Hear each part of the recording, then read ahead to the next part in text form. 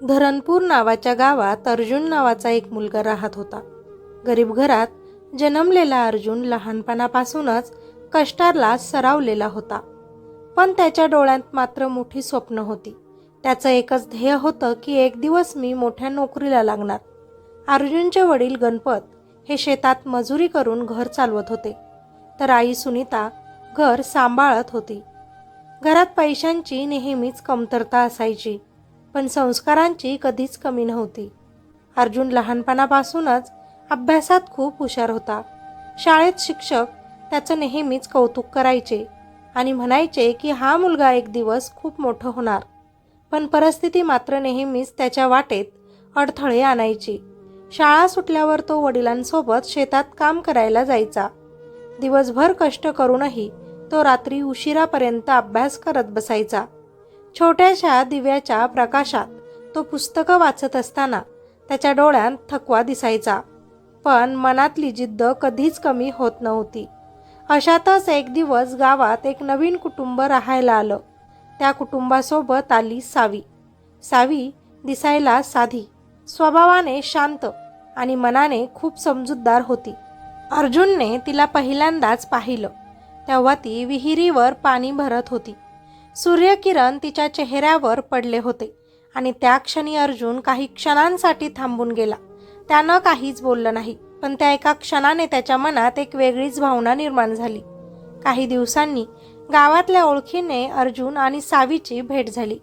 सुरुवातीला दोघांचं बोलणं अगदी साधं होतं. कशी आहेस, घरी सगळे कसे आहेत, अशा छोट्या प्रश्नांनी सुरुवात झाली. पण हळूहळू त्या बोलण्यात आपलेपणा येऊ लागला. एकमेकांची सवय व्हायला लागली. एक दिवस सावीनं अर्जुनला विचारलं, तू एवढा अभ्यास का करतोस? अर्जुन थोडंसं हसला आणि शांतपणे म्हणाला, मला खूप मोठा अधिकारी व्हायचं आहे. हे ऐकून सावी काही क्षण शांत राहिली आणि मग ती म्हणाली, एक दिवस तू नक्की होशील. त्या एका वाक्याने अर्जुनच्या मनात एक नवीनच आत्मविश्वास निर्माण झाला. हळूहळू त्यांची मैत्री अधिकच घट्ट झाली आणि नकळतच त्या मैत्रीचं रूपांतर प्रेमात झालं. गावातल्या छोट्या छोट्या गोष्टींमध्ये त्यांना आनंद मिळू लागला. जत्रा असो किंवा सण, दोघंही एकमेकांना भेटायचे, पण त्यांच्या नात्यात कधीच मर्यादा ओलांडल्या गेल्या नाहीत. त्यांच्या नात्याचं खरं सौंदर्य म्हणजे एकमेकांविषयीचा आदर आणि विश्वास होता. काही महिन्यांनी दोन्हीही कुटुंबांना त्यांच्या नात्याबद्दल कळलं. सुरुवातीला थोडा विरोध झाला. अर्जुनची परिस्थिती पाहून काही जण म्हणाले, आधी मुलाने काहीतरी मोठं करावं, मग लग्न करावं. तर काही जणांना त्यांच्या आर्थिक स्थितीची चिंता होती, कारण मुलगी मोठ्या घरातील होती आणि मुलगा गरीब. पण अर्जुन आणि सावीच्या प्रामाणिक प्रेमामुळे आणि समजूतदार स्वभावामुळे शेवटी दोन्हीही कुटुंबांनी त्यांच्या लग्नाला होकार दिला. कारण यांच्या भेटीमुळं जर दुसऱ्या कुणाला यांच्या प्रेमाबद्दल समजलं तर बदनामी होईल म्हणून. एक दिवस गावातल्या छोट्या मंदिरात साध्या पद्धतीनं अर्जुन आणि सावीचं लग्न झालं. मोठ्या थाटामाटात नसलेलं हे लग्न, पण मनापासून झालेलं होतं. अर्जुनच्या डोळ्यात त्यांच्या स्वप्नाची चमक होती आणि सावीच्या मनात त्याच्यावर पूर्ण विश्वास होता. लग्नानंतरचे काही दिवस खूप आनंदात गेले. दोघंही एकमेकांसोबत साधं पण समाधानाचं आयुष्य जगत होते. पण आयुष्य कायम असंच राहणार नव्हतं. घरी अर्जुनचा नीट अभ्यास होत नव्हता. घरची कामं तसेच छोट्या मोठ्या गोष्टींसाठी घरात होणारी चिडचिड यामुळे त्याचं अभ्यासाकडे मन लागत नव्हतं. म्हणून खूप विचार करून एक दिवस अर्जुनने सावीसमोर एक मोठा निर्णय ठेवला. तो म्हणाला, आता मला पुण्याला जाऊन अभ्यास करायचा आहे. मला माझं स्वप्न पूर्ण करायचं आहे. हे ऐकून सावी काही क्षण शांत झाली. तिला माहिती होतं की हा निर्णय इतका सोपा नाही, पण तरीही तिनं स्वतःच्या भावनांना बाजूला ठेवून फक्त एकच प्रश्न विचारला की तू परत इकडे येशील ना? अर्जुन तिच्याकडे पाहत ठामपणे म्हणाला, हो, मी नक्की परत येईन, पण यावेळी मोठा अधिकारी बनून. त्या क्षणी दोघांनाही जाणवलं की त्यांच्या आयुष्यात आता एक मोठं वळण येणार आहे. अर्जुनने पुण्याला जाण्याचा निर्णय घेतल्यापासून घरातलं वातावरण पूर्णपणे बदललं होतं. सावी बाहेरून शांत दिसत होती, पण तिच्या मनात खूप विचार सुरू होते. कारण लग्नाला अजून काहीच महिने झाले होते आणि आता अचानक त्यांना वेगळं राहण्याची वेळ आली होती. तिला अर्जुनच्या स्वप्नांचा अभिमान होता, पण त्याचवेळी मनात एक भीतीही होती. हे अंतर आपल्या नात्यावर परिणाम करेल का? त्या रात्री दोघंही झोपायला गेले, पण झोप मात्र कोणालाच लागली नाही. अंधारात छताकडे पाहत सावी हळू आवाजातच त्याला म्हणाली, अर्जुन, तुला खरंच जावंच लागेल का? अर्जुन काही क्षण शांत राहिला. त्याला माहिती होतं की हा प्रश्न फक्त शब्दांचा नाही, तर तिच्या मनातल्या भीतीचा आहे. तो तिच्या जवळ सरकला आणि म्हणाला, सावी, मला माहिती आहे की हे सगळं सोपं नाही, पण जर मी आज थांबलो तर आयुष्यभर पश्चाताप करेन आणि मला तुझ्यासाठी, आपल्या भविष्यासाठी काहीतरी मोठं करायचं आहे. तुला चांगलं आयुष्य द्यायचं आहे. सावीच्या डोळ्यात पाणी आलं, पण ती हसतच म्हणाली, माझं तुझ्यावर पूर्ण विश्वास आहे. फक्त तिकडे जाऊन मला विसरू नकोस. अर्जुननं तिचा हात घट्ट पकडला आणि म्हणाला, मी स्वतःला विसरू शकतो, पण तुला कधीच नाही. दुसऱ्या दिवशी सकाळी अर्जुनने हा निर्णय आपल्या आईवडिलांना सांगितला. बाप गणपत थोडा विचारांत पडला आणि म्हणाला, बाळा, तुझं स्वप्न मोठं आहे हे खरं, पण घराची परिस्थिती बघ. पुण्यात राहणं, खाणं, अभ्यास हे सगळं कसं जमणार? अर्जुन ठाम आवाजात म्हणाला, बाबा, मी काम करेन तिथं, पार्ट टाईम काहीतरी करेन, पण मी हार मानणार नाही. आई सुनीता मात्र भावूक झाली. तिच्या डोळ्यांतून अश्रू वाहत होते. ती म्हणाली, लग्न झाल्यावर लगेचच बायकोला सोडून जाणं योग्य आहे का रे? या प्रश्नाचं उत्तर अर्जुनकडे नव्हतं. तो काही क्षण शांत राहिला आणि मग फक्त एवढंच म्हणाला, आई, मी सावीला सोडून कायमचं जात नाही. मी आपल्या सगळ्यांसाठी तिकडे जातोय. किती दिवस असं गरिबीत जगणार? आता घरातला ताण दिवसेंदिवस वाढत होता. काही नातेवाईकांनीही मध्ये पडून परिस्थिती आणखीनच कठीण केली. कोणी म्हणत होतं, आत्ताच तर लग्न झालंय, बायकोची जबाबदारी घ्यायला हवी, तर कोणी म्हणत होतं, मोठी स्वप्न बघून तरी काय फायदा, आधी घर सांभाळ म्हणावं. सावी हे सगळं शांतपणे ऐकत होती. तिला प्रत्येक शब्द टोचत होता, पण ती काहीच बोलत नव्हती. एक दिवस मात्र ती अचानकच उठली आणि सगळ्यांसमोर ठामपणे म्हणाली, माझा नवरा अर्जुन पुण्याला जाईल. त्याचं स्वप्न माझंही स्वप्न आहे. मी त्याच्यासोबत आहे. सगळे काही क्षण स्तब्ध झाले. तिच्या त्या एका वाक्यानं घरातलं वातावरण बदललं. गणपतनं तिच्याकडे पाहिलं आणि विचारलं, सुनबाई, तुला खात्री आहे का? एवढे दिवस तू दूर राहू शकशील? इतकं अंतर सहन करशील? हो, करेल सहन, सावी शांतपणे म्हणाली. जर त्याने त्याचं स्वप्न सोडलं तर तो आयुष्यभर आनंदी राहणार नाही आणि मला त्याला असं झुरत बघायचं नाही. त्या दिवशी पहिल्यांदाच सावीने स्वतःच्या भावनांपेक्षा अर्जुनच्या स्वप्नांना आधी प्राधान्य दिलं. अर्जुन तिच्याकडे पाहत होता. त्याच्या डोळ्यात कृतज्ञता होती आणि मनात एक नवीन जबाबदारी. काही दिवसांनी अर्जुन पुण्याला जाण्याची तयारी करू लागला. घरातली सगळी कामं आटपून सावी त्याच्यासाठी बॅग भरत होती. प्रत्येक कपड्यांसोबत ती तिच्या भावना गुंडाळत होती.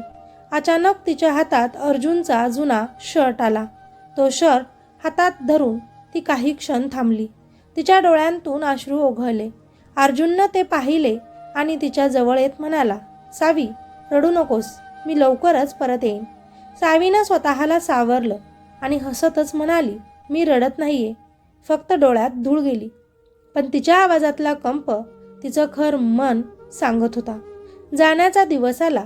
बसस्टँडवर सगळे उभे होते. वातावरणात एक विचित्र शांतता होती.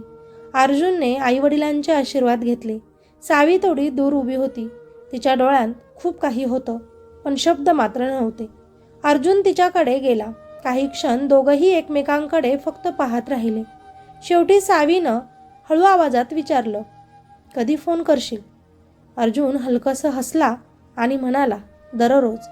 बस सुटण्याची वेळ झाली. अर्जुन बसमध्ये चढला. खिडकीतून त्यानं शेवटचं एकदा सावीला पाहिलं. सावी हात हलवत होती, पण तिच्या डोळ्यांतून अश्रू काही थांबत नव्हते. बस हळूहळू पुढे जाऊ लागली तसे त्यांच्या आयुष्यातलं अंतर वाढायला लागलं. पुण्यात पोहोचल्यावर अर्जुनसाठी सगळंच नवीन होतं. मोठं शहर, गर्दी, वेगवान आयुष्य, सगळं काही वेगळं होतं. सुरुवातीचे काही दिवस त्याला खूप कठीण गेले. राहायला छोटीशी खोली, खाण्याची अडचण आणि त्यातच अभ्यासाचा ताण. तो दिवसभर क्लासेसला जायचा आणि संध्याकाळी पार्ट टाइम काम करायचा. थकून भागून तो रात्री उशिरा खोलीवर यायचा. पण त्या सगळ्या थकव्यामध्येही एक गोष्ट कायम होती, बायको सावीची आठवण. सुरुवातीला दोघांचे रोज फोन व्हायचे. हे पाहून कधीकधी सासू सुनीता मनातल्या मनात जळत असे. माझ्या मुलाला फक्त बायकोचीच आठवण येते, आई वडिलांची नाही. आणि म्हणून तिचं सुनेसोबत घरात वागणंही बदलत चाललं. इकडे सावी फोनवर अर्जुनला गावातल्या सगळ्या गोष्टी सांगायची आणि अर्जुन तिला पुण्यातल्या अनुभवांबद्दल सांगायचा. असेच काही महिने गेले. पण हळूहळू अर्जुनच्या आयुष्यात व्यस्तता वाढायला लागली. अभ्यास, काम आणि थकवा यामुळे त्याचे तिला फोन कमी होऊ लागले. एक दिवस सावीनं फोन केला पण अर्जुननं उचलला नाही. तिने पुन्हा पुन्हा कॉल केला पण उत्तर मिळालं नाही. तिच्या मनात शंका येऊ लागली, अर्जुन ठीक तर असेल ना. दुसऱ्या दिवशी अर्जुननं फोन केला आणि म्हणाला, सॉरी सावी, काल खूप काम होतं. सावीने काहीच बोललं नाही, पण तिच्या मनात एक छोटासा दुरावा निर्माण झाला होता. हळूहळू हा दुरावा वाढत गेला. दोघांचे फोन कमी झाले, बोलणं कमी झालं आणि त्यांच्या नात्यात एक शांत अंतर निर्माण झालं. पुण्यातलं अर्जुनचं आयुष्य आता पूर्णपणे बदललं होतं. दिवसाची सुरुवात क्लासेसनं, मग पार्ट टाइम जॉब आणि रात्री उशिरापर्यंत अभ्यास, हा त्याचा रोजचा क्रम झाला होता. सुरुवातीला सावीशी रोज बोलणारा अर्जुन आता कधीकधी 2-2 दिवस तिला फोनही करत नव्हता. त्याच्या मनात अजूनही सावी होती, पण आयुष्याच्या धावपळीत तो तिच्यासाठी वेळ काढू शकत नव्हता. इकडे गावात सावीचं आयुष्य मात्र वेगळ्याच वळणावर जात होतं. घरात सगळ्यांच्याच अपेक्षा, नातेवाईकांचे टोमणे आणि त्यात अर्जुनची कमी होत चाललेली साथ, या सगळ्यांचा परिणाम तिच्या मनावर होऊ लागला होता. ती बाहेरून मजबूत दिसत होती पण आतून हळूहळू तुटत चालली होती. एक दिवस गावातल्या विहिरीजवळ काही बायका बोलत होत्या. सावी पाणी भरायला गेली असताना तिने त्यांचं बोलणं ऐकलं. अरे, अर्जुन पुण्यात गेला ना, तिथे गेल्यावर मुलं बदलत असतात म्हणे. दुसरी बाई म्हणाली, मोठ्या शहरात गेलं की जुन्या नात्यांची किंमत राहत नाही त्या पुरुषांना. त्या शब्दांनी सावीच्या मनात शंकेचं बीज पेरलं. त्या रात्री सावी खूप वेळ विचार करत बसली. अर्जुन खरंच बदलतोय का, की मीच जास्त विचार करते? तिच्या मनात प्रश्नांचा भाडीमार सुरू झाला. दुसऱ्याच दिवशी तिनं अर्जुनला फोन केला. बराच वेळ कॉल वाजत राहिला पण शेवटी अर्जुननं फोन उचलला. त्याचा आवाज थकलेला होता. हॅलो सावी, बोल ना. सावी काही क्षण शांत राहिली आणि मग थेट विचारलं, तुला आता माझ्याशी बोलायला वेळच नसतो का रे? नेहमीच व्यस्त असतो की दुसरं काही सुरू झालं तुझं तिकडे? यावर अर्जुन थोडासा चिडला. असं काहीच नाही आहे सावी, पण इथे खूप काम असतं. तू तरी समजून घे ना मला. सावीच्या मनात साचलेला सगळा त्रास त्या क्षणी बाहेर आला. ती म्हणाली, मी समजून घेते, पण तू कधी माझा विचार करतोस का? अर्जुनला तिच्याकडून हे अपेक्षित नव्हतं. तो थोडासा रागानेच तिला म्हणाला, मी इथे कशासाठी आहे हे तुला चांगलंच माहिती आहे ना. आपल्या भविष्यासाठीच ना. यावर सावीचाही आवाज वाढला. हो, पण त्या तुझ्या भविष्यात मी आहे की नाही हे तरी सांग. त्या क्षणी दोघंही शांत झाले. फोनच्या दुसऱ्या बाजूला फक्त श्वासांचा आवाज ऐकू येत होता. काही सेकंदांनी अर्जुन म्हणाला, सावी, मला आता तुझ्यासोबत काहीच बोलता येणार नाही, नंतर बोलू आपण. म्हणत त्यानं फोन ठेवला आणि त्या एका क्षणाने त्यांच्या नात्यातला दुरावा आणखीनच जास्त वाढला. पुण्यात अर्जुन ज्या ऑफिसमध्ये काम करत होता तिथेच त्याची ओळख प्रिया नावाच्या एका मुलीशी झाली. प्रिया हुशार, आत्मविश्वासू आणि शहरातली सवय असलेली एक मुलगी होती. सुरुवातीला फक्त कामापुरतं त्यांचं बोलणं असायचं, पण हळूहळू त्यांची मैत्री वाढली. प्रिया अर्जुनला मदत करायची, त्याला शहरात कसं राहायचं, कसं मॅनेज करायचं हे शिकवायची. एक दिवस कामानंतर दोघंही कॅन्टीनमध्ये बसले होते. प्रिया हसतच म्हणाली, अर्जुन, तू खूपच स्ट्रॉंग आहेस. एवढ्या परिस्थितीतही तू हार मानत नाहीस. अर्जुन हसला, पण त्याच्या चेहऱ्यावर थकवा दिसत होता. तो म्हणाला, कधी कधी वाटतं सगळं सोडून द्यावं आणि घरी जावं, पण मग सावी आठवते. प्रिया थोडी शांत झाली आणि विचारलं, सावी कोण, तुझी पत्नी? अर्जुननं मान हलवली. प्रिया काही क्षण काहीच बोलली नाही, पण तिच्या मनात काहीतरी बदलायला लागलं. हळूहळू अर्जुन आणि प्रियाचं बोलणं वाढायला लागलं. कामाच्या निमित्ताने ते जास्त वेळ एकत्र राहू लागले. अर्जुनला तिच्यासोबत बोलताना हलकं वाटायचं, कारण ती त्याच्या सध्याच्या परिस्थितीला समजून घेत होती. पण त्याला हे जाणवत नव्हतं की त्यामुळे तो नकळतच बायको सावीपासून दूर जात होता. इकडे गावात सावीला कोणीतरी सांगितलं, अर्जुन एका मुलीसोबत खूप दिसतो म्हणे पुण्यात. सुरुवातीला सावीनं त्या गोष्टीकडे दुर्लक्ष केलं, कारण तिला अर्जुनवर विश्वास होता. पण मनात आधीच निर्माण झालेल्या एका शंकेमुळे ती गोष्ट तिला सतत त्रास देऊ लागली. एक दिवस तिनं पुन्हा अर्जुनला फोन केला. यावेळी तिचा आवाज थरथरत होता. अर्जुन, एक विचारू? अर्जुन म्हणाला, हो विचार. सावीनं धाडस करून विचारलं, तुझ्या आयुष्यात कोणी दुसरी मुलगी आली आहे का? अर्जुन काही क्षण पूर्णपणे शांत झाला. त्याला या प्रश्नाची तिच्याकडून अजिबात अपेक्षा नव्हती. तो थोडा चिडूनच म्हणाला, तू काय बोलतेस सावी? तुला माझ्यावर विश्वास नाही का? सावी लगेच म्हणाली, मला आहे ते, पण लोक खूप काही बोलतायत गावात. आता अर्जुनचा राग आणखीन वाढला. लोक काय बोलतात त्यावर तू विश्वास ठेवणार? माझ्यावर नाही, तो चिडूनच तिला म्हणाला. सावीच्या डोळ्यांतून अश्रू वाहत होते. ती म्हणाली, मला फक्त सत्य जाणून घ्यायचं आहे. यावर अर्जुन जोरात म्हणाला, सत्य हेच आहे की मी खूप बिझी आहे आणि तू हे सगळं डोक्यातून काढून टाक. आणि पुन्हा एकदा त्यानं रागाने फोन कट केला. त्या दिवशी सावी पूर्णपणे कोसळली. तिच्या मनातला विश्वास आणि प्रेम दोन्हीही डळमळायला लागलं. तिला आता कळत नव्हतं की ती कुणावर विश्वास ठेवावा, स्वतःवर, अर्जुनवर की लोकांच्या बोलण्यावर. इकडे अर्जुनही शांत नव्हता. त्याला जाणवत होतं की तो सावीपासून दूर जातोय, पण परिस्थितीमुळे तो काही करू शकत नव्हता. प्रिया त्याच्याशी बोलायची, त्याला समजवायची आणि हळूहळू अर्जुन तिच्यासोबतच जास्त कम्फर्टेबल वाटायला लागला. एक दिवस प्रिया त्याला म्हणाली, अर्जुन, कधीकधी आयुष्यात पुढे जायचं असेल तर काही गोष्टी मागे सोडाव्या लागतात. अर्जुन तिच्याकडे पाहत राहिला. तिच्या त्या वाक्यानं त्याच्या मनात खूप मोठा प्रश्न निर्माण झाला. सावी माझ्यासाठी मागे सोडायची गोष्ट आहे का? अर्जुन त्या रात्री उशिरापर्यंत जागाच होता. खिडकीबाहेर पुण्याचं शहर झोपलं होतं, पण त्याच्या मनात विचारांचं वादळ सुरू होतं. एका बाजूला सावीचं निख्खळ निरागस प्रेम होतं आणि दुसऱ्या बाजूला त्याचं स्वप्न आणि त्याची धावपळ आणि त्या सगळ्यात आलेली प्रिया. मी नक्की काय करतोय हा प्रश्न त्याला सतत त्रास देत होता. दुसऱ्या दिवशी सकाळी तो क्लासला गेला, पण त्याचं लक्ष कुठेच लागत नव्हतं. सर काय शिकवत होते, बोर्डवर काय लिहिलं जात होतं, काहीच त्याला समजत नव्हतं. शेवटी त्यानं मध्येच क्लास सोडला आणि बाहेर आला. त्यानं मोबाईल काढला आणि सावीचा नंबर डायल केला, पण काही क्षण तो कॉल बटनावर बोट ठेवूनच थांबला. आता काय बोलणार हा विचार करून त्यानं फोन पुन्हा खिशात ठेवला. इकडे गावात सावीचं आयुष्य दिवसेंदिवस कठीणच होत चाललं होतं. घरात सगळेच तिच्याकडे वेगळ्या नजरेनं बघायला लागले होते.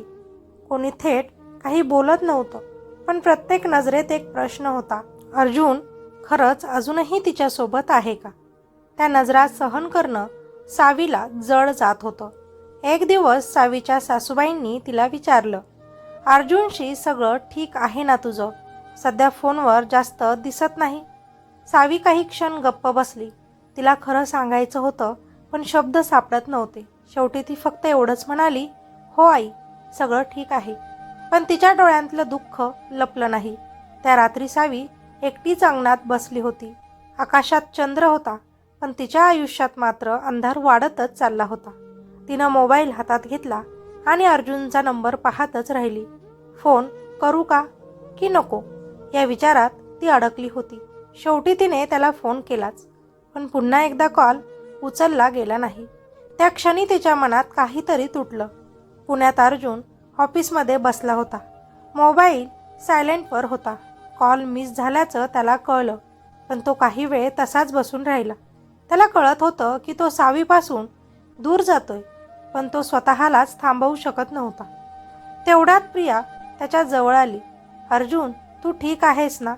ती काळजीनं विचारत होती. अर्जुननं हलकंसं हसण्याचा प्रयत्न केला. हो, काही नाही. पण त्याचा आवाज त्याला साथ देत नव्हता.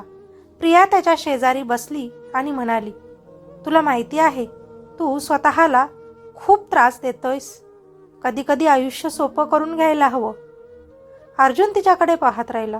ती पुढे म्हणाली, जर एखादं नातं तुला पुढे जाऊ देत नसेल तर त्या नात्याबद्दल विचार नको करायला. हे ऐकून अर्जुनच्या मनात वादळ उठलं. सावी खरंच मला थांबवते का, की मीच स्वतःला अडकवून ठेवले? तो स्वतःलाच प्रश्न विचारत होता. त्या दिवशी संध्याकाळी अर्जुननं एक निर्णय घेतला. त्यानं सावीला फोन केला. फोन वाजताच सावीने लगेचच उचलला. हॅलो अर्जुन. तिच्या आवाजात अजूनही आशा होती. अर्जुन काही क्षण शांत राहिला.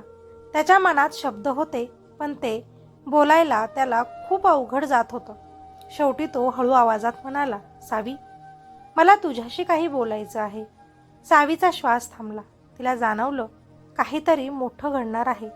अर्जुन पुढे म्हणाला, आपण दोघंही खूप वेगळ्या दिशांना जातोय असं मला वाटतं.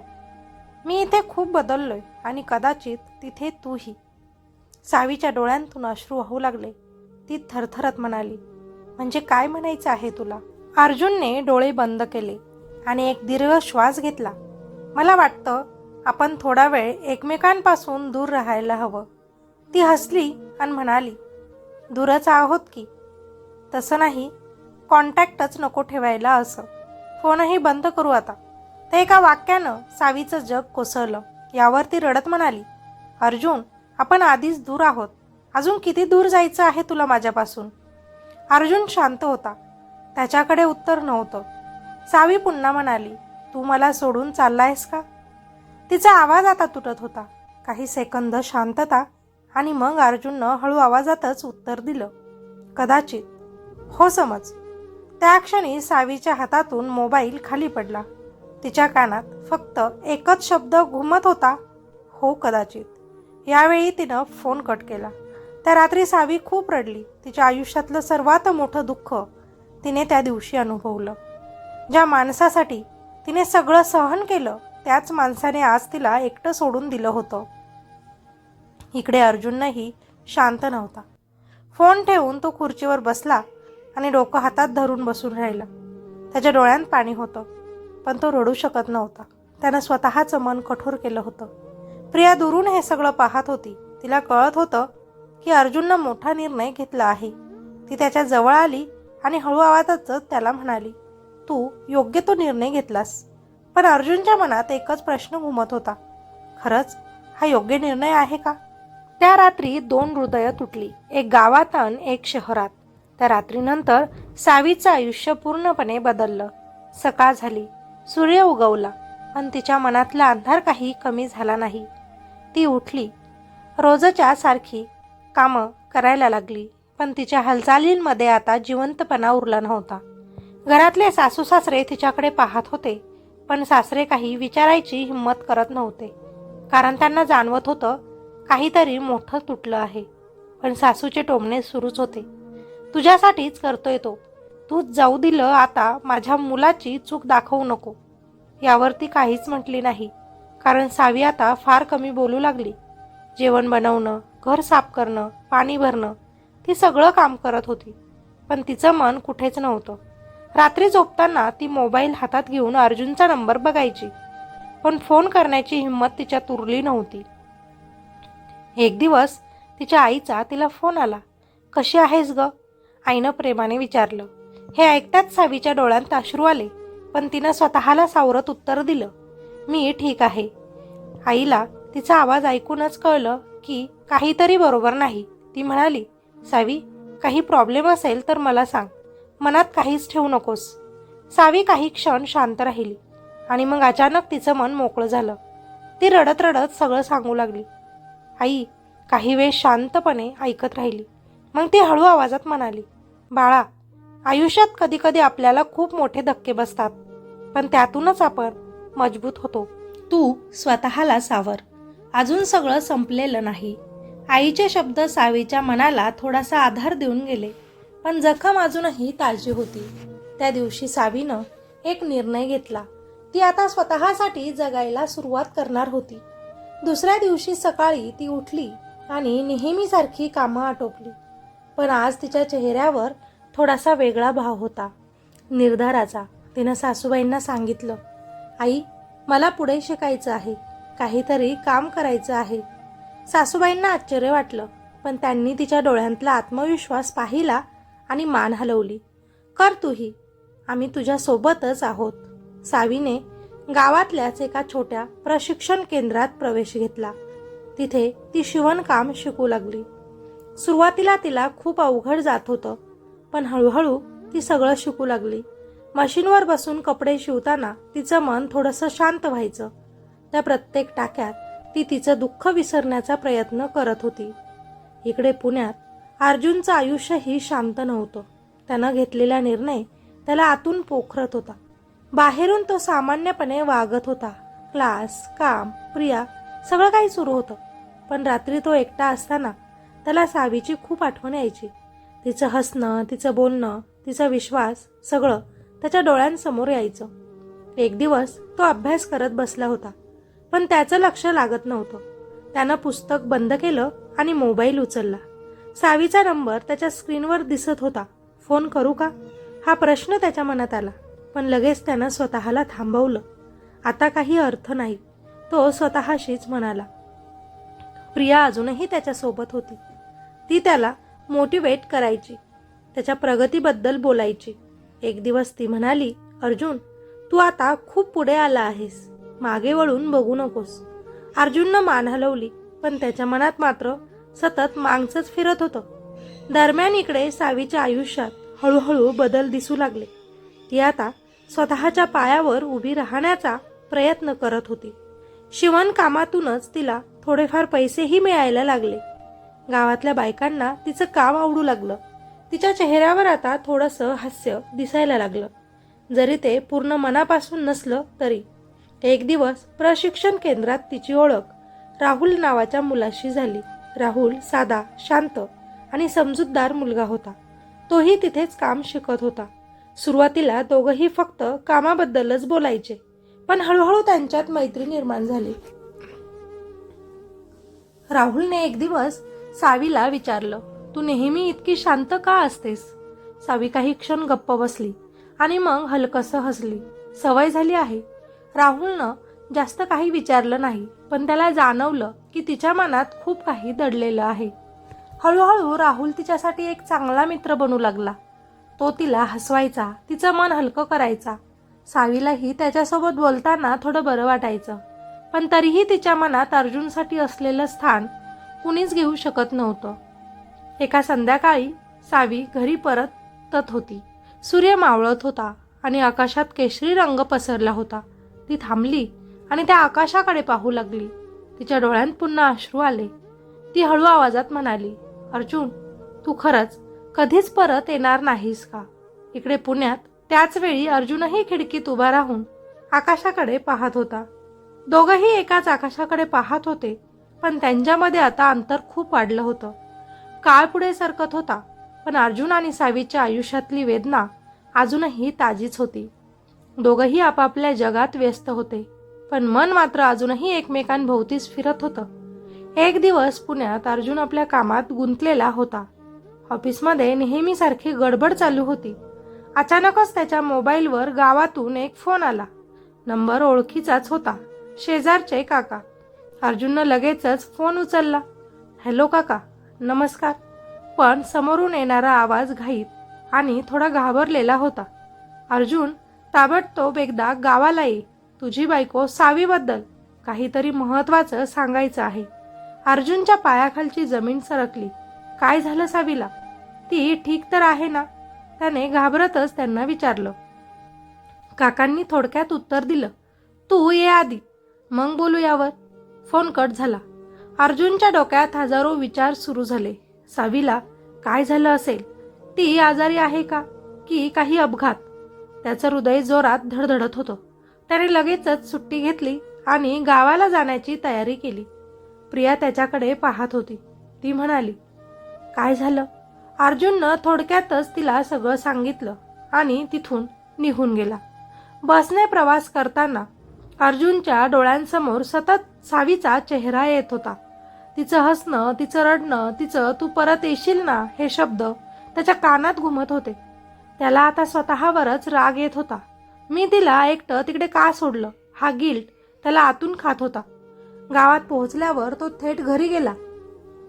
घरासमोर थोडी गर्दी दिसत होती. त्याचं हृदय अजूनच धडधडू लागलं. तो आत धावत गेला. सावी अंगणात बसली होती, पण ती एकटी नव्हती. तिच्या बाजूला राहुलही तिथेच बसला होता आणि घरातले सगळे लोक त्यांच्याकडे बघत होते. अर्जुन काही क्षण स्तब्ध उभा राहिला. त्याला काहीच समजत नव्हतं. हे काय चाललंय इथे, त्यानं मोठ्या आवाजातच विचारलं. गणपत पुढे आला आणि म्हणाला, अर्जुन शांत हो, आधी ऐक. पण अर्जुनचा राग आता उफाळून आला होता. तो सावी समोर गेला आणि म्हणाला, हे काय आहे सावी, हा मुलगा कोण आहे आणि इथे काय करतोय? सावी शांत होती. तिच्या चेहऱ्यावर ना राग होता ना भीती, फक्त एक वेदना होती. राहुल उठला आणि म्हणाला, अर्जुन आधी तू शांत हो, मी सांगतो. तू मध्ये बोलू नकोस. अर्जुन त्याच्यावर ओरडला. सावीने हळू आवाजात म्हटलं, अर्जुन मी तुला सगळं सांगते. आता काय सांगायचं आहे? अर्जुन तिरस्काराने म्हणाला, मी तुला सोडलं आणि तू लगेच दुसऱ्याला स्वीकारलंस का? हे ऐकताच सावीच्या डोळ्यात अश्रू आले. पण ती अजूनही शांत होती.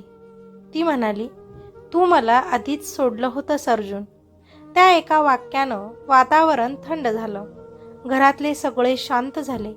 सावी पुढे म्हणाली, मी खूप वाट पाहिली रे तुझी, रोज वाट पाहिली, प्रत्येक फोनची, प्रत्येक मेसेजेसची, पण तू कधीच परत आला नाहीस.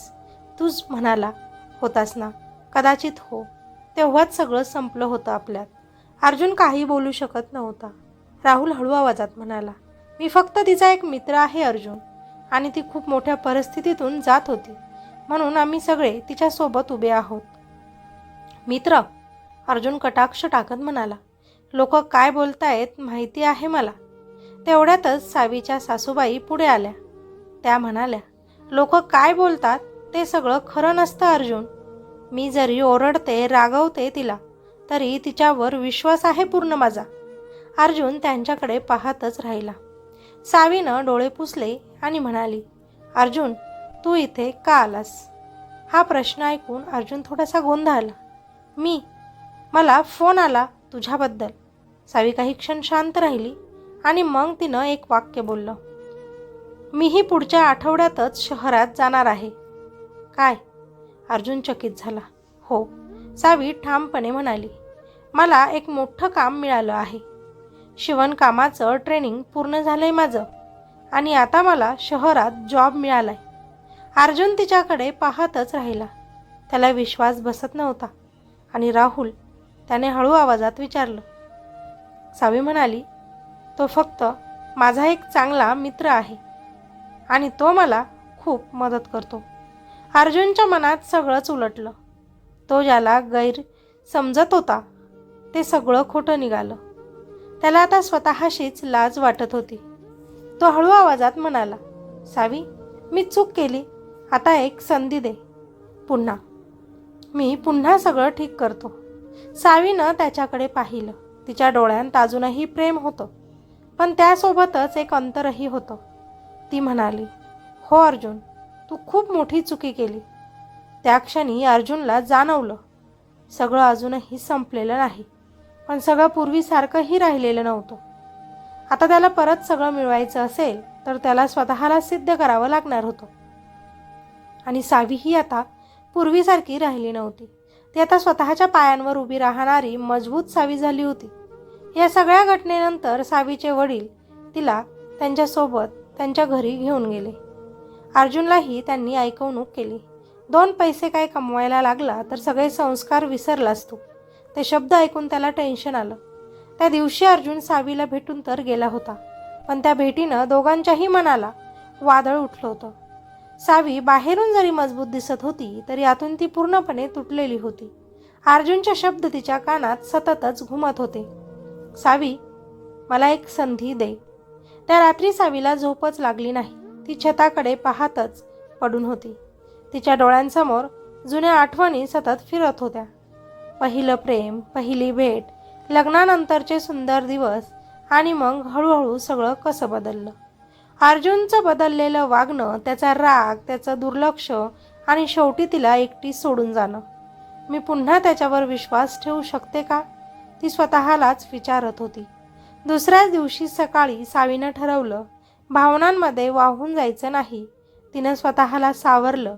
तिच्या आयुष्यात आता तिचं स्वतःचं अस्तित्व महत्त्वाचं होतं. पण दुसरीकडे अर्जुन मात्र पूर्णपणे बदलण्याचा प्रयत्न करत होता. पण यात त्याला वाईट संगत लागली होती. दारू पिण्याची सवय लागली होती. तो रोज सकाळी उठून सावीच्या घराजवळ यायचा.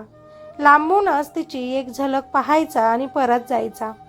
तो जबरदस्ती करत नव्हता, कारण त्याला समजलं होतं की जबरदस्तीने प्रेम परत मिळत नाही.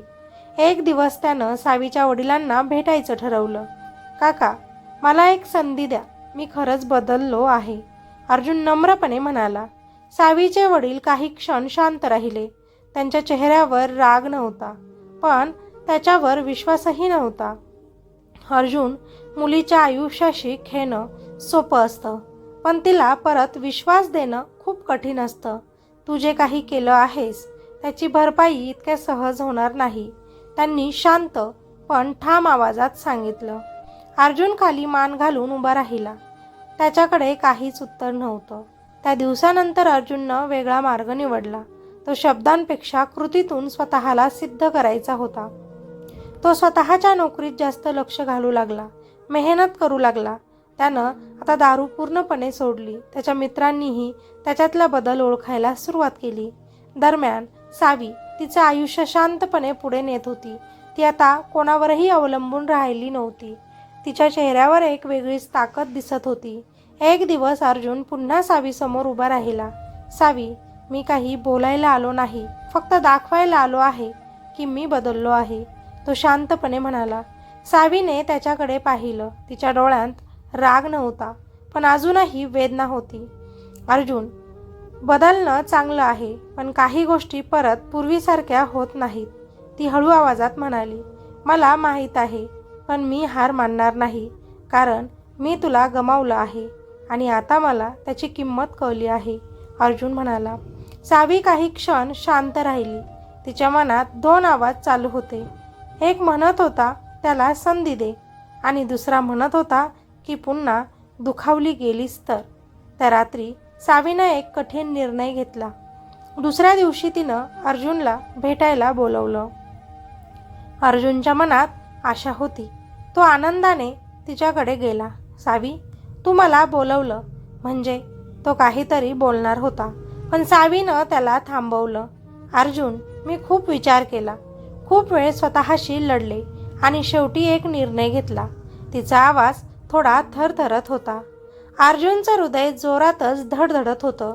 आपण आता पुन्हा एकत्र येऊ शकत नाही, सावीनं डोळ्यात पाणी आणत स्पष्ट सांगितलं. हे ऐकून अर्जुन जणू थिजून गेला. का सावी? मी तर सगळं बदललं आहे, त्याने हताशपणे विचारलं. हो, तू बदललास, पण आता मीही बदलले आहे अर्जुन. आता मला स्वतःची किंमत कळली आहे आणि मी पुन्हा त्या वेदनेतून जायला तयार नाही, सावी ठामपणे म्हणाली. अर्जुनच्या डोळ्यात पाणी आलं. त्याला शब्दच सापडत नव्हते. तू चांगला माणूस बन, तुझं स्वप्न तर पूर्ण झालं आहे, चांगली नोकरीही तुला मिळाली आहे, साहेब झाला, पण माझ्यासाठी आता उशीर झाला आहे, सावीनं शेवटचं वाक्य म्हटलं. अर्जुन काही क्षण तसाच उभा राहिला आणि मग शांतपणे मागे वळला. त्या दिवशी दोघांचंही प्रेम संपलं नाही, पण त्याचं रूप मात्र बदललं. सावीनं स्वतःला निवडलं आणि अर्जुननं त्याच्या चुकांची शिक्षा स्वीकारली. पण आयुष्य थांबत नाही. दिवस पुढे सरकत होते. सावी आता पूर्णपणे तिच्या नवीन आयुष्याशी जुळवून घेत होती. ती तिच्या कामात व्यस्त होती. तिच्या चेहऱ्यावर आता शांतता होती, एक वेगळीच ताकद होती. एक दिवस सावी बँकमध्ये गेली आणि तिथेच तिची भेट झाली निखिलसोबत. निखिल साधा, शांत आणि समजूतदार स्वभावाचा होता. तो एका शाळेत शिक्षक म्हणून काम करत होता. मुलांशी त्याचा संवाद खूप प्रेमळ होता. सावीनं पहिल्यांदाच त्याला पाहिलं तेव्हा तिला काही खास वाटलं नाही, पण त्याच्या वागण्यात एक आपुलकी होती. यामुळे त्यांची मैत्री पुढे वाढली. हळूहळू त्यांच्या भेटीही वाढायला लागल्या. निखिल कधीच जास्त विचारत नसे. तो फक्त तिचं ऐकायचा आणि तिला समजून घ्यायचा. एक दिवस सावी थोडी उदास होती. निखिलनं ते ओळखलं. सगळं ठीक आहे ना, त्याने हळूच तिला विचारलं. सावी काही क्षण शांत राहिली आणि मग नकळत तिच्या डोळ्यांतून अश्रू आले. त्या दिवशी पहिल्यांदाच सावीनं तिचं सगळं मन निखिलसोबत मोकळं केलं. अर्जुनसोबतचं आयुष्य, तिचं तुटलेलं नातं आणि तिचा तो संघर्ष. निखिल शांतपणे ऐकत होता. तुम्ही खूप स्ट्रॉंग आहात, तो तिला म्हणाला. त्या एका वाक्यानं सावीच्या मनात काहीतरी हललं, कारण इतक्या दिवसांत कुणीच तिची ताकद ओळखलीच नव्हती. त्या दिवसानंतर सावी आणि निखिल यांच्यात एक वेगळीच मैत्री निर्माण झाली. दरम्यान अर्जुन मात्र दुरून हे सगळं काही पाहत होता. त्याला कळलं होतं की सावीच्या आयुष्यात आता कुणीतरी नवीन व्यक्ती आला आहे. पहिल्यांदाच त्याच्या मनात जळफळाट झाला, राग आला, पण मग तो तिथेच थांबला. मला तिचं सुख हवं आहे, मग ते माझ्यासोबत असो किंवा दुसऱ्या कोणासोबत, तो स्वतःशीच म्हणाला. हा अर्जुनचा खरा बदल होता. एक दिवस अर्जुननं मोठा निर्णय घेतला. तो सावीला भेटायला गेला. सावी त्याला पाहून थोडी आश्चर्यचकित झाली. अर्जुन, तू इथं? ती त्याला म्हणाली. घाबरू नकोस, मी काही वाईट बोलायला इथे आलो नाही, अर्जुन शांतपणे तिला म्हणाला. तो काही क्षण थांबला आणि मग तिला म्हणाला, मला सगळं काही कळलं आहे तुझा मित्र निखिलबद्दल. सावी थोडी गोंधळली. तू काळजी करू नकोस, मी आता तुझ्या आयुष्यात अडथळा बनणार नाही, अर्जुन पुढे म्हणाला. सावी त्याच्याकडे बघतच राहिली. तू आनंदी राहणं हाच माझ्यासाठी सर्वात मोठा दिलासा आहे. अर्जुनच्या डोळ्यात पाणी आलं. त्या क्षणी सावीला अर्जुनचा खरा बदल दिसला. अर्जुन, धन्यवाद, ती फक्त एवढंच म्हणू शकली. अर्जुनने हलकसं हसून मान हलवली आणि मागे वळून निघून गेला. त्या दिवशी त्यानं सावीला सही केलेले घटस्फोटाचे पेपर देऊन कायमचंच मोकळं केलं. दरम्यान निखिलच्या मनातही सावीबद्दल भावना निर्माण होत होत्या, पण तो घाई करत नव्हता. एक दिवस त्यानं सावीला सहजच विचारलं, जर तुम्हाला काही हरकत नसेल तर आपण एकत्र आयुष्याचा विचार करू शकतो का? आपण लग्न करू शकतो का? सावी काही क्षण शांत राहिली. तिच्या मनात पुन्हा एकदा संघर्ष सुरू झाला. एक बाजू म्हणत होती, निखिल खूप चांगला मुलगा आहे, तो तुला समजून घेतो.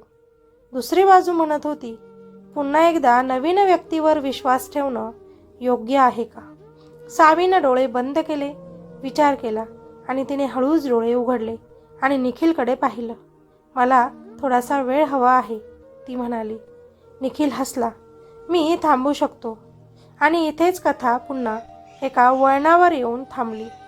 सावीच्या आयुष्यात पुन्हा एकदा मोठं वळण आलं होतं. एका बाजूला निखिलचं शांत समजूतदार प्रेम आणि दुसऱ्या बाजूला अर्जुनचं उशिरा का होईना पण खरं झालेला पश्चातापाचं प्रेम. पण यावेळी सावी आधीसारखी राहिली नव्हती. ती आता फक्त कोणाची तरी पत्नी नव्हती. सर्वात महत्त्वाचं म्हणजे ती स्वतःसाठी जगायला शिकलेली एक स्त्री होती. त्या रात्री सावी एकटीच बसली होती. घरात शांतता होती, पण तिच्या मनात विचारांचं वादळ सुरू होतं की मी पुन्हा लग्न करावं का? मी पुन्हा कोणावर तरी विश्वास ठेवू शकते का? ती स्वतःलाच प्रश्न विचारत होती. तिला अर्जुनसोबतचे दिवस आठवत होते. त्याचं प्रेम, त्याचा राग, त्याच्या त्या चुका आणि मग त्याचं हे बदललेलं रूप. तिला निखिलचीही आठवण झाली. त्याचा शांत स्वभाव, त्याचं समजून घेणं, कधीही दबाव न टाकणं. दोघंही वेगळे होते, पण प्रश्न एकच होता, सावीला काय हवं आहे? काही वेळाने ती उठली, आरशासमोर उभी राहिली. तिनं स्वतःकडे पाहिलं आणि हळूच म्हणाली, मला आता स्वतःला पुन्हा हरवायचं नाही. दुसऱ्याच दिवशी सावीनं एक निर्णय घेतला. सर्वात आधी ती अर्जुनला भेटायला गेली. अर्जुन तिला पाहून थोडासा घाबरला, पण त्याच्या डोळ्यात अजूनही तीच भावना होती. सावी, तो हळू आवाजातच तिला म्हणाला. सावी शांतपणे त्याच्यासमोर बसली. अर्जुन, मी तुझ्याशी शेवटचं एकदा बोलायला आले आहे, ती म्हणाली. अर्जुनचं हृदय धडधडायला लागलं. तू खूप बदललास, हे मी मान्य करते आणि मला त्याचा खूप आदर आहे, सावी त्याला म्हणाली. अर्जुनच्या डोळ्यात आशेची एक किरण चमकली. पण मी पुन्हा तुझ्यासोबत आयुष्य जगू शकत नाही, म्हणून हे घटस्फोटाचे पेपर सही करून दिले, सावीनं ठामपणे सांगितलं. त्या एका वाक्याने सगळं स्पष्ट झालं. अर्जुन काही क्षण काहीच बोलला नाही. मी तुला माफ केलं आहे अर्जुन, पण ते दिवस मी विसरू शकत नाही, सावी पुढे म्हणाली. अर्जुननं डोळे खाली केले. त्याच्या डोळ्यांतून अश्रू ओघळले. तू आनंदी राहा बस, इतकंच मला हवं आहे, तो कसंबसं म्हणाला. सावीनं हलकंसं मान हलवली. त्या दिवशी त्यांनी त्यांच्या नात्याला कायमचा पूर्णविराम दिला. कोणताही राग नाही, कोणतीही कटुता नाही, फक्त एक शांत निरोप. यानंतर सावी निखिलला भेटायला गेली. निखिल तिला पाहून हसला, पण त्याच्या मनातही थोडी भीतीच होती. तुम्ही निर्णय घेतलात, त्याने हळू विचारलं. सावी काही क्षण शांत राहिली आणि म्हणाली, हो. निखिलच्या डोळ्यात उत्सुकता होती. निखिल, तू खूप चांगला मुलगा आहेस. तू मला खूप समजून घेतलंस, माझ्या प्रत्येक वेदनेला जागा दिलीस, सावी हळू आवाजातच त्याला म्हणाली. निखिल हे सगळं लक्षपूर्वक ऐकत होता. पण मी अजूनही तयार नाही लग्नासाठी, सावीनं शांतपणे सांगितलं. निखिल आता थोडा स्तब्ध झाला. मला अजून थोडा वेळ स्वतःसोबतच राहायचं आहे. मला पुन्हा कोणावरही अवलंबून राहायचं नाही, ती पुढे म्हणाली. निखिलच्या चेहऱ्यावर थोडंसं दुःख आलं, पण तो हसला. मी समजू शकतो आणि जितका वेळ घ्यायचा घ्या, मी थांबू शकतो आयुष्यभर, तो तिला म्हणाला. सावीच्या डोळ्यात ते ऐकून पाणी आलं. धन्यवाद माझ्यासाठी थांबण्यासाठी, ती म्हणाली. मी अजूनही माझ्या शेवटच्या श्वासापर्यंत थांबू शकतो, पण निर्णय तुमचा आहे. तुम्ही जे म्हणाल तेच होईल, निखिल शांतपणे तिला म्हणाला. सावीने यावर काहीच उत्तर दिलं नाही. ठीक आहे म्हणत फक्त हलकंसं स्मित केलं. त्या दिवशी सावीनं तिच्या आयुष्यातील सर्वात मोठा निर्णय घेतला. तिने कोणालाही निवडलं नाही, तिने फक्त आज स्वतःला निवडलं. आता तिचं आयुष्य तिच्या नियमावर चालणार होतं. अर्जुन तिच्या आयुष्यातून पूर्णपणे दूर गेला आणि निखिल तिच्या आयुष्यात एक चांगला मित्र म्हणून राहिला. आणि सावी, ती आता कोणाचीही वाट पाहत नव्हती, ना कोणाच्या फोन येण्याची अपेक्षा ती आता करत होती. ती फक्त आणि फक्त स्वतःसाठी जगत होती. मित्र आणि मैत्रिणींनो, कधीकधी आयुष्यात आपल्याला खूप काही गमवावं लागतं. आपल्याला वाटतं सगळं काही संपलं, आता पुढे काहीच उरलं नाही. पण खरं सांगायचं तर तिथूनच आपली खरी सुरुवात होत असते. प्रेम हे खूप सुंदर असतं. ते आपल्याला जगायला शिकवतं, ते आपल्याला हसायला शिकवतं, ते आपल्याला स्वप्न पाहायला शिकवतं. पण जेव्हा तेच प्रेम आपल्याला तोडायला लागतं, आपली किंमत कमी करायला लागतं, तेव्हा थांबणं, मागे वळणं आणि स्वतःला निवडणं हेच सर्वात मोठं धैर्य असतं. आपण अनेकदा दुसऱ्यांसाठी जगतो, त्यांच्या आनंदात आपला आनंद शोधतो, त्यांना टिकवण्यासाठी स्वतःला हरवून बसतो.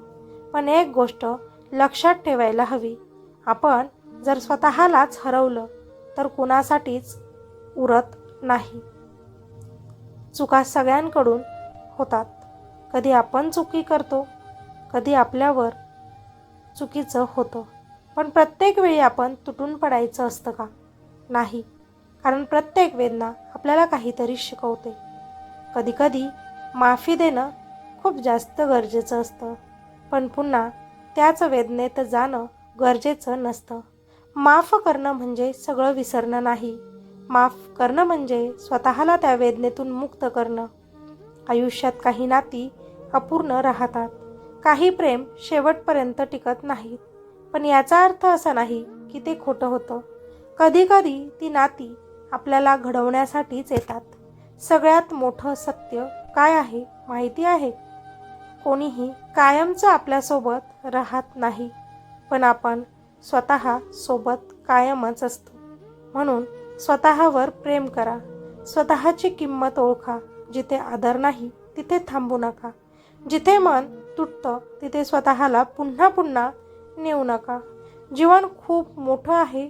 आज जे संपल्यासारखं वाटतं उद्या त्याचं महत्त्व कमी होतं आणि जे आज अशक्य वाटतं तेच उद्या शक्य होतं. कधी कोणीतरी परत येईल, कधी कोणीतरी नवीन आयुष्यात येईल, पण याआधी एक गोष्ट मात्र नक्की करा, तुम्ही स्वतःला गमावणार नाही. कारण शेवटी प्रेम, नाती, लोक सगळं काही बदलतं, पण तुमचा स्वाभिमान आणि तुमचं अस्तित्व हेच तुमचं खरं बळ असतं. त्यामुळे स्वतःला निवडा, कारण तुम्हीच तुमच्या आयुष्याची खरी गोष्ट आहात. सावीनं जो निर्णय घेतला तो योग्य आहे का? कॉमेंटमध्ये नक्की सांगा. स्टोरी आवडली असेल तर या व्हिडिओला लाईक नक्की करा आणि चॅनलला सबस्क्राईब करायचं अजिबात विसरू नका. आणि तुमचे प्रश्न, मत किंवा अनुभव खाली कॉमेंटमध्ये नक्कीच लिहा. तुमची प्रत्येक कॉमेंट आम्हाला नवी प्रेरणा देते. चला भेटूया अशाच एका नवीन स्टोरीमध्ये. तोपर्यंत धन्यवाद.